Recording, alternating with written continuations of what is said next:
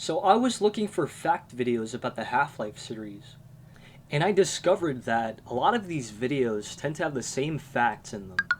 So I thought, why not take matters into my own hands and make a video where I include more obscure Half-Life facts that people might not know about. I will be ordering these facts within chronological order of the mainline series.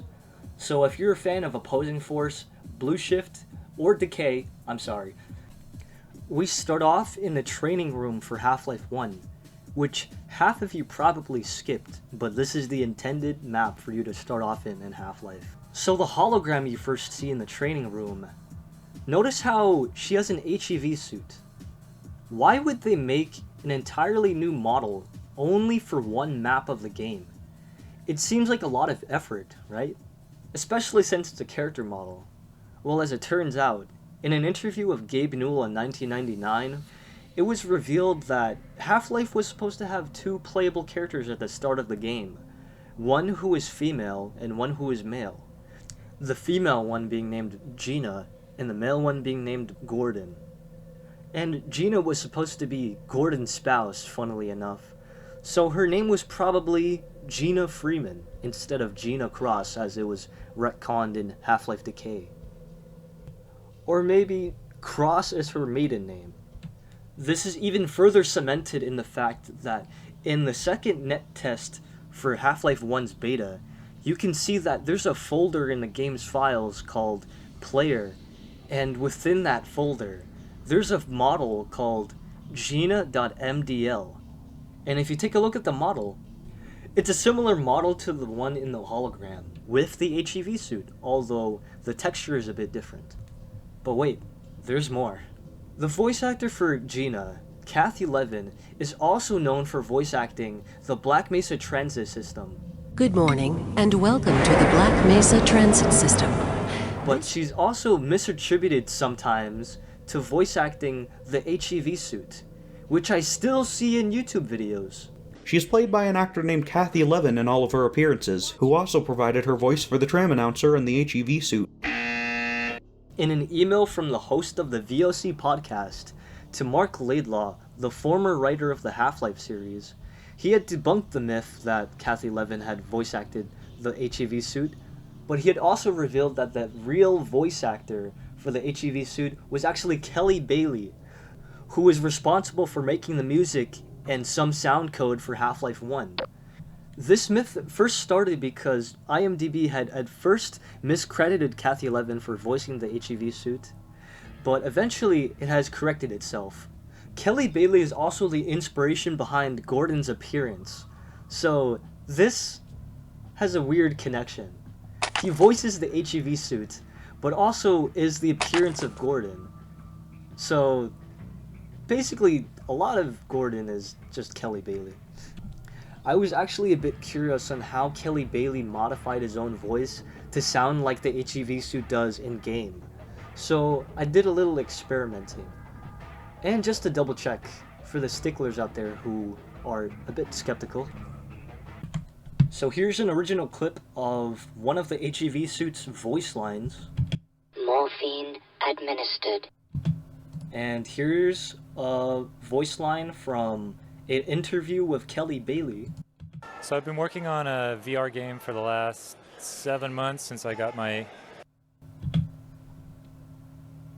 And here's how it sounds with effects to match this voice line as closely as possible.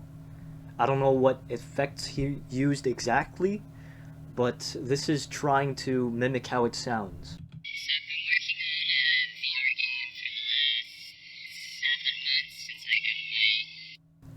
And here's Kathy Levin. Good morning, and welcome to the Black Mesa Transit System. And this is Kathy Levin's modified voice line with effects. I kept every single effect the same except for pitch, which I did not increase. Good morning, and welcome to the Black Mesa Transit System. So it doesn't really sound as close to this than this voice line, right? Morphine administered.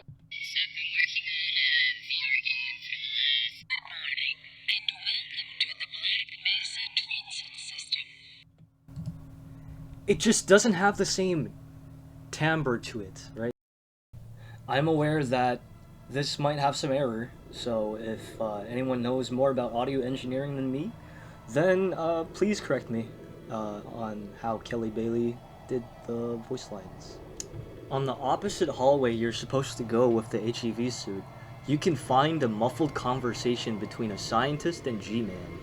And it's pretty hard to make out what they're saying, but it is actually a conversation. Although, it seems like the voice lines are randomized because they repeat themselves.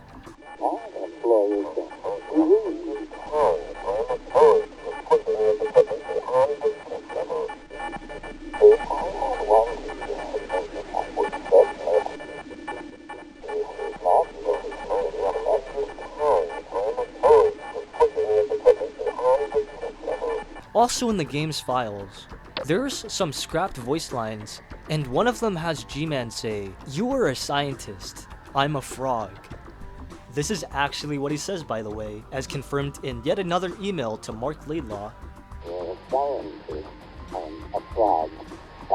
After you get the HEV suit, you pass through an airlock where you're meant to progress through the game, and the security guard that opens the door for you gives a joke that I don't think many gamers understood. Go right on through, sir. Looks like you're in the barrel today. Apparently, this is meant to be a sex joke that originated in the United States Navy during the 1950s. There's many different variations of this joke, but it's supposed to go something like this. A new sailor is introduced to his ship, and he's given a tour of the ship. There's a barrel with a glory hole in it that the new sailor can use at any time he wants, except Tuesdays. And when the new sailor asks, why is it not used on Tuesdays, he would be told that it would be his turn in the barrel. Honestly, I don't know why the fuck Valve would put this in this game. I guess they just thought it was really funny. Gay Ben. In this area of posters with pixelated text, the only one that I found the community actually decipher was this Black Mesa Security Force one, where it says, "If you can read this shit, then you are really fucking strange with good eyes." I need text of interest here. No, really, go ahead and picture something cool in your mind's eye. Make something up of what you would like for this to say. If you checked in settings, you might have noticed this option for renderer with two options. And you've probably wondered, what is the difference between the two? Well, by default, the option is set to OpenGL. But if you change it to software, you don't notice much of a difference. So what differences are there? If you have software rendering on, all the liquid in the game changes appearance.